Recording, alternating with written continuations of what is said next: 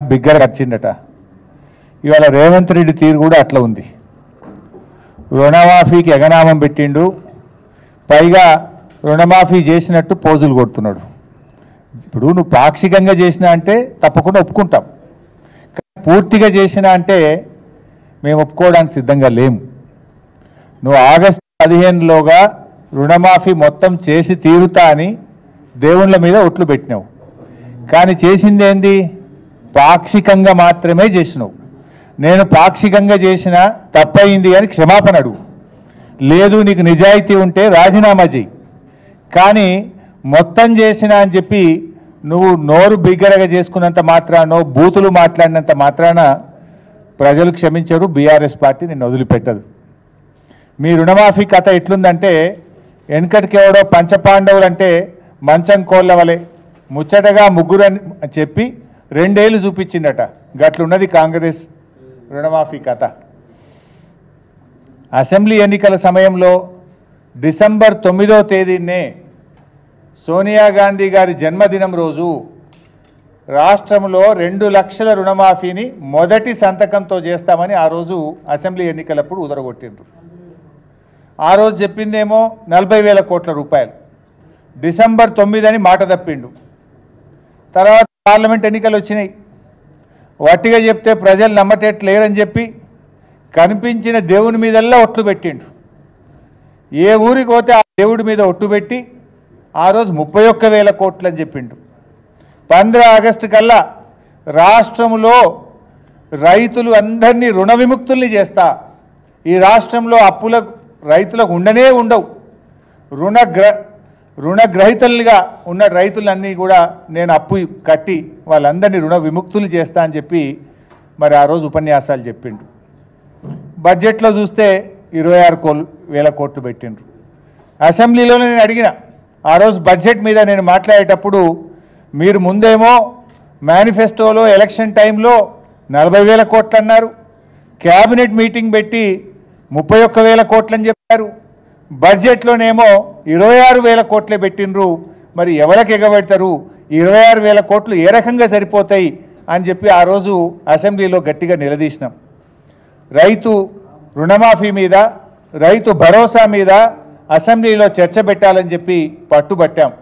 కానీ ప్రభుత్వం శాసనసభను వాయిదా వేసుకొని ముఖం చాటేసి చర్చ పెట్టకుండానే అసెంబ్లీలో పారిపోయింది, చేతులెత్తింది కాంగ్రెస్ ప్రభుత్వం. మరి మొన్న 15 ఆగస్టు నాడు ముఖ్యమంత్రి గారు ఖమ్మం జిల్లాలో మాట్లాడుతూ రుణమాఫీ అయిపోయిందని ప్రకటించిండు. సరే నిజంగానే చేసిండేమో లెక్కలు చూసినాం. లెక్కలు చూస్తే ఆయన చేసింది 17,000 కోట్లు 22 లక్షల మంది రైతులకు మాత్రమే చేసిండ్రు. అసెంబ్లీ ఎన్నికలప్పుడు ఏం చెప్పిండ్రు? 40,000 కోట్లు అని చెప్పిండ్రు.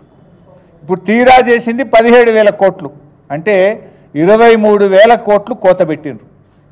ఇచ్చింది తక్కువ, కోత పెట్టింది ఎక్కువ. ఇచ్చింది 17,000 కోట్లు, కోత పెట్టింది 23,000 కోట్లు. పార్లమెంట్ ఎన్నికలప్పుడు ఏం చెప్పిండు? పోనీ ముఖ్యమంత్రి స్వయంగా చెప్పిండు, పార్లమెంట్ ఎన్నికల్లో చెప్పిండు, క్యాబినెట్ అయిపోయిన తర్వాత క్యాబినెట్ మీటింగ్ తదనంతరం ముఖ్యమంత్రి చెప్పిండు, రాష్ట్రంలో 31,000 కోట్లు రుణమాఫీ చేయవలసి ఉందని, 47 లక్షల మంది రైతులకు చేస్తామని స్వయంగా ముఖ్యమంత్రి చెప్పిండు. మరి 31,000 కోట్లు అని చెప్పి ఇవాళ చేసింది ఎంత? 17,000 కోట్లు, అంటే 14,000 కోట్లు కోత పెట్టిండు. 14,000 కోట్లు కోత పెట్టి రుణమాఫీ అయిపోయిందని మాట్లాడతాడు. నీది నోరా మోరా? ముఖ్యమంత్రి ఏం మాట్లాడిండో కూడా ఒకసారి చూపిద్దాం, మీరే చూడండి ఒకసారి.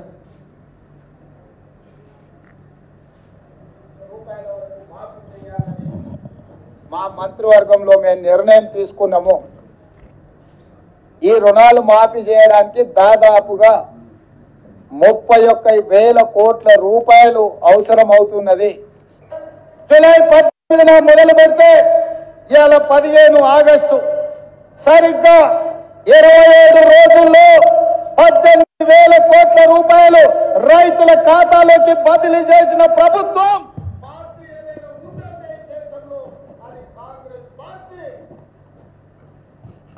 ఆయనే స్వయంగా చెప్పిండు 31,000 కోట్లని. అది క్యాబినెట్ మీటింగ్ యొక్క రిజల్యూషన్. నేనేం చెప్తాడు? ఖమ్మంలో 18,000 కోట్లు చేసిన అంటాడు. నీ మరి 31,000 కోట్లు అని చెప్పిన నువ్వు 18,000 కోట్లు చేస్తే మరి రుణమాఫీ సంపూర్ణంగా అయినట్టా కానట్టా? ఏ రకంగా ఇది సంపూర్ణంగా అయినట్టు?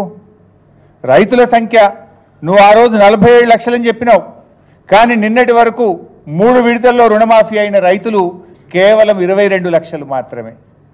అంటే 47 లక్షల రైతులు అని చెప్పి నువ్వు 22 లక్షల మంది రైతులకు మాత్రమే రుణమాఫీ చేసినావు.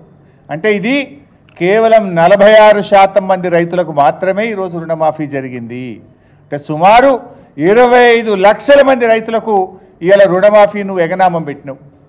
25 లక్షల మందికి రుణమాఫీ చేయకుండా 54% రైతులకు రుణమాఫీ చేయకుండా నువ్వు రుణమాఫీ అయిపోయిందని చెప్పి గొంతు బిగ్గ చేసుకొని అరిచినంత మాత్రాన రుణమాఫీ జరుగుతుందా? ఇది మోసం కాదా? ఇంకా ఈయనేదో గొప్ప పని చేసినట్టు ఈ పాటి పనికి సిగ్గు లేకుండా ఆయన 100 మాదిగలు కలిసి రుణమాఫీ చేసినామని చెప్పి సంకల్పం గుద్దుకుంటున్నారు. వంది మాదిగలు ఇవాళ వంది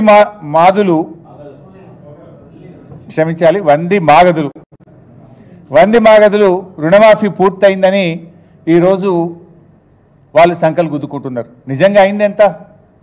అయింది తక్కువ, కానటువంటి రైతులు ఎక్కువ. 54% మంది రైతులకు రుణమాఫీ కాలేదు. ఇవి నేను చెప్పిన లెక్కలు కాదు, స్వయంగా కేబినెట్ నిర్ణయాలు. కేబినెట్ అయిన తర్వాత ముఖ్యమంత్రే చెప్పిండు ఇది 31,000 కోట్లని 47 లక్షల మంది రైతులకు రుణమాఫీ చేస్తాం ఆగస్టు 15లోగా అన్నారు. కేబినెట్ నిర్ణయం అన్నారు, కానీ చేసింది 17,000 కోట్లు, జరిగింది 22 లక్షల మంది రైతులకు. అంటే ఈ ప్రభుత్వం ఇవాళ రుణమాఫీ విషయంలో పూర్తిగా ఫెయిల్ అయిపోయిందని చెప్పి మనం చక్కగా చెప్పుకోవడానికి అవకాశం ఉంది. ఇప్పుడు ఎట్లుందంటే చెప్పటోనికి చెవుడైనా వినటోనికన్నా వివేకం ఉంటుంది కదా. నువ్వు నీ ముఖ్యమంత్రి కుర్చీలో కూర్చున్న నోటికి వచ్చిన మాట్లాడతావు, కానీ వినే ప్రజలు నేనేమనుకోవాలి? ఆ పదవికి ఉన్న గౌరవం పోదా? నువ్వు క్యాబినెట్లో చెప్పిందేమో 31,000, 17,000 కోట్లు చేసి రుణమాఫీ చేసిన అంటే ఇది ప్రజలను రైతులను ఈ రాష్ట్రాన్ని తప్పుదోవ పట్టించడం తప్ప ఇంకోటి కాదు. అయినా ఇంకో మాట, గతంలో మా ప్రభుత్వం ఉన్నప్పుడు ₹1,00,000 రుణమాఫీ చేస్తే 36 లక్షల మంది రైతులకు రుణమాఫీ జరిగింది. ఆ రోజు 17,000 కోట్లు చేశాం. మరి నువ్వు 2 లక్షలకు రుణమాఫీ చేస్తే సంఖ్య పెరుగుతుందా తగ్గుతుందా?